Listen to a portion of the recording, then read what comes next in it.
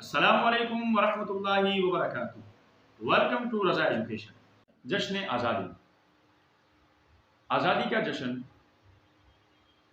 دنیا بھر میں اور بالخصوص پاکستان میں 14 اگست کو پاکستانی قوم جو ہے وہ جشن آزادی مناتی ہے۔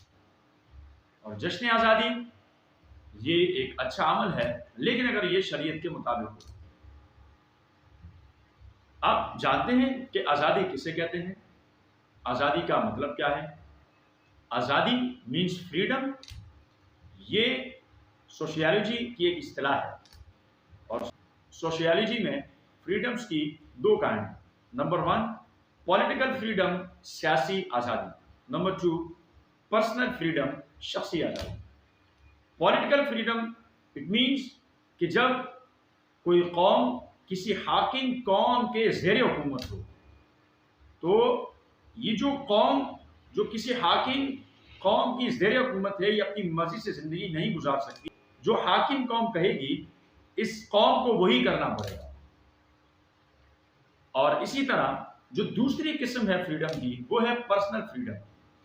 اور اس کا مطلب یہ ہے کہ پہلے کے دور میں باقاعدہ غلاموں کی ایک مارکیٹ لگا کرتی تھی، وہاں سے غلام خریدے جاتے تھے، خرید کر ان کو آزاد کیا جاتا تھا۔ اور اللہ کے فضل و کرم سے مسلمانوں کو، پاکستانیوں کو جو فریڈم نصیب ہوئی وہ پولیٹیکل فریڈم ہے، سیاسی آزادی ہے۔ مغلیہ سلطنت کے بعد مسلمانوں پر کافروں کی حکومت آئی، اور کافروں کی جو قانون تھے وہ مسلمانوں کے دین سے الگ تھے۔ وہ اس طرح کہ مسلمان ایک علیحدہ قوم ہے اور کافر ایک علیحدہ قوم ہے۔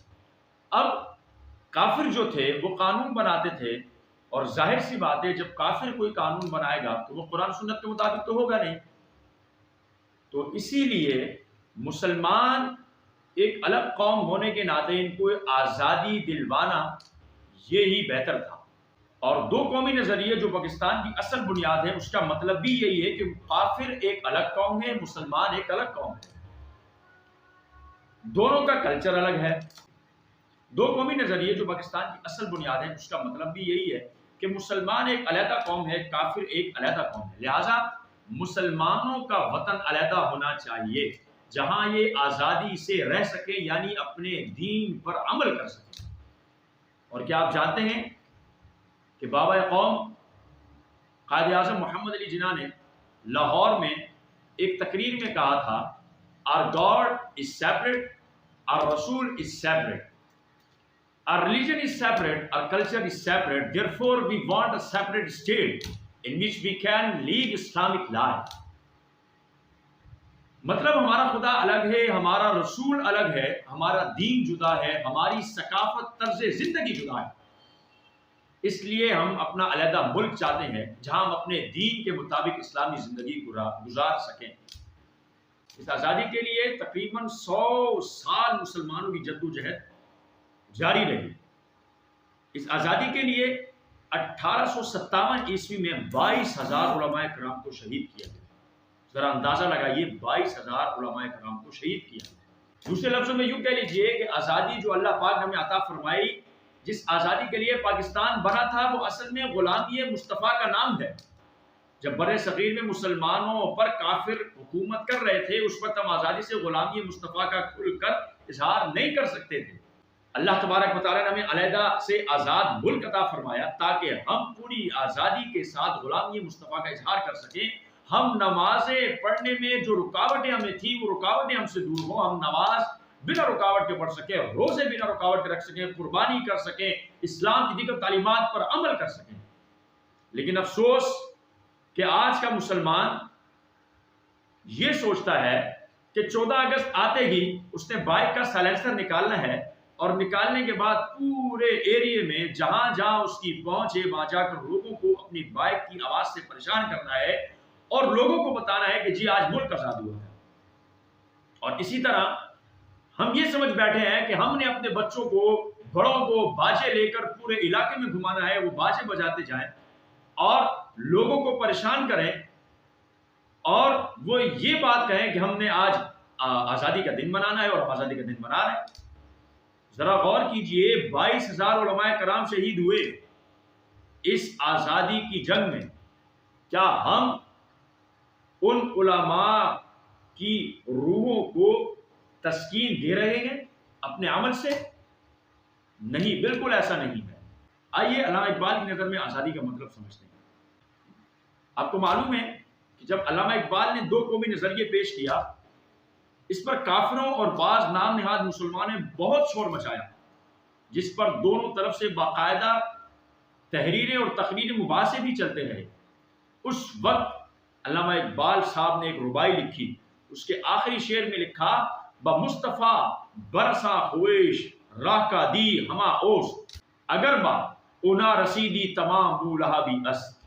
مطلب یہ کہ علامہ اقبال صاحب فرماتے ہیں خود کو کھینچ کر اپنے آقا محمد مصطفیٰ کے قدموں میں ڈال دو، یہی غلامی اصل دین ہے.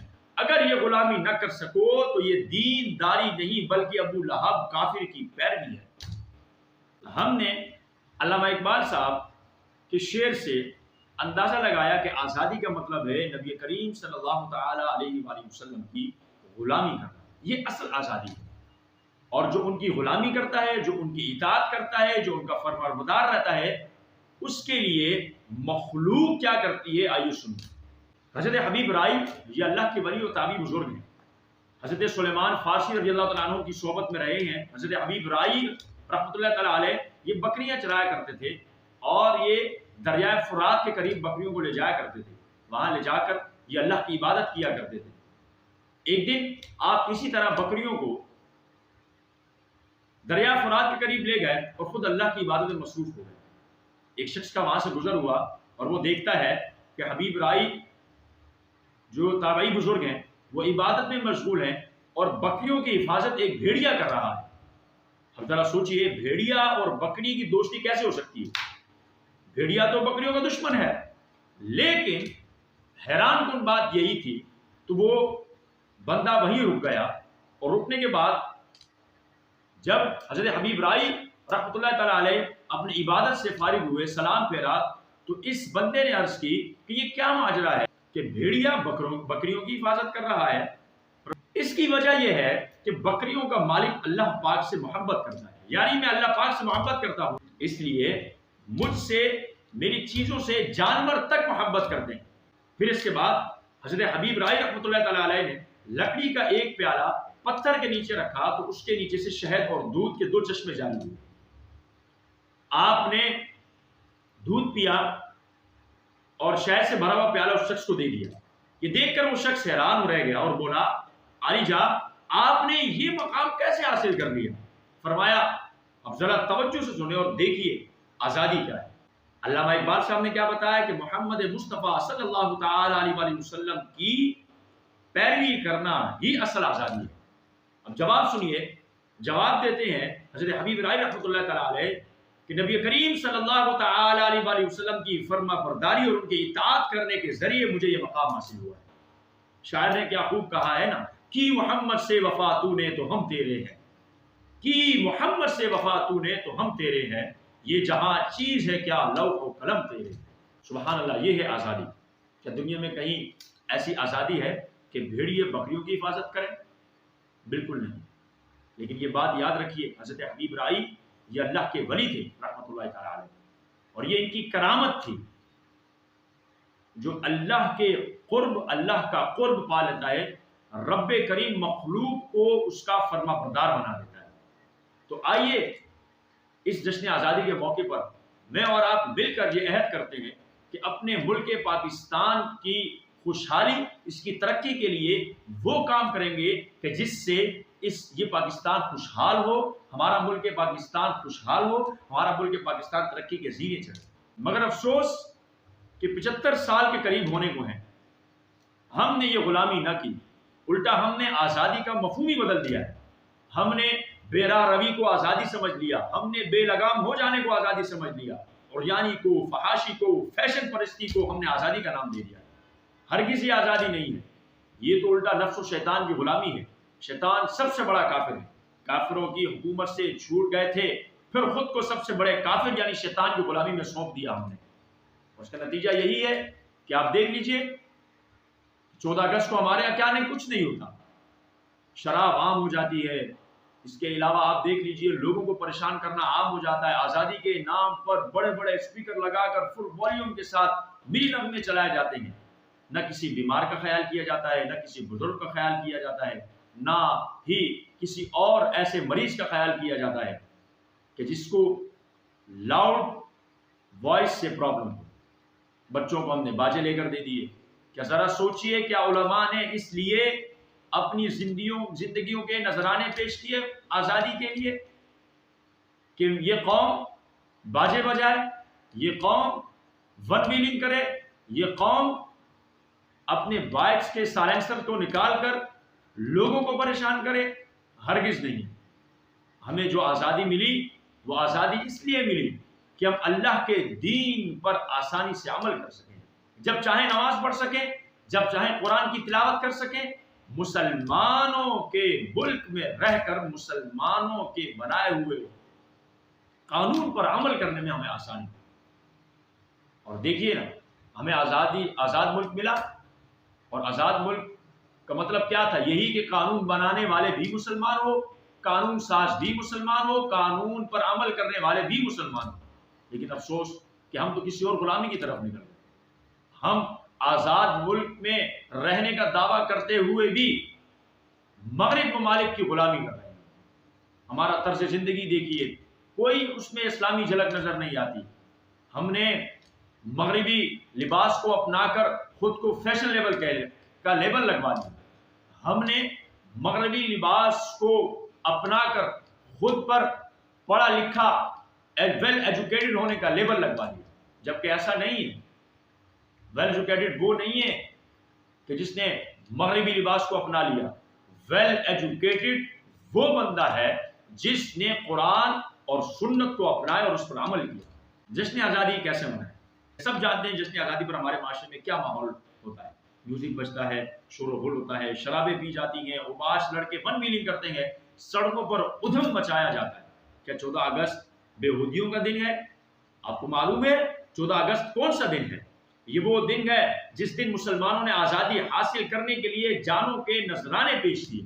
ایک اندازے کے مطابق جب پاکستان بنا اس وقت 30 لاکھ مسلمان شہید ہوئے۔ ایک طریقے سے یہ 30 لاکھ مسلمان جو شہید ہوئے ان کی برسی کا دن بھی ہے، اور برسی کا دن مسلمان شور شرابہ کر کے، ون ویلنگ کر کے، بےہودگیاں پھیلا کر، فحاشی کر کے نہیں گزارتے، بلکہ برسی کا دن تو قرآن کی تلاوت کر کے گزارا جاتا ہے، برسی کا دن تو سورتیں پڑھ کر گزارا جاتا ہے، اورات و وظائف پڑھ کر گزارا جاتا ہے، مرنے والے کو خوب اصالِ ثواب کیا جاتا ہے۔ تو آئیے میں اور آپ یہ عہد کرتے ہیں کہ اس جشن آزادی پر ہم کم از کم ایک پودا لگائیں گے، اور اس کے ساتھ ساتھ 14 اگست کے دن اپنے گھر پر ہم کم از کم ایک سپارہ یا ایک قرآن، کم از کم قرآن کی ایک سورت یا کم از کم 3 بار سورہ اخلاص پڑھ کر مسلمان جو شہید ہوئے ان کو اصالِ ثواب کریں گے۔ اللہ کریم سے دعا ہے کہ اللہ کریم ہمیں ملک پاکستان کو ترقی دینے والا بنائے، اور ہمارے ملک پاکستان کو ہمیشہ شاد و آباد رکھے۔ پاکستان زندہ باد۔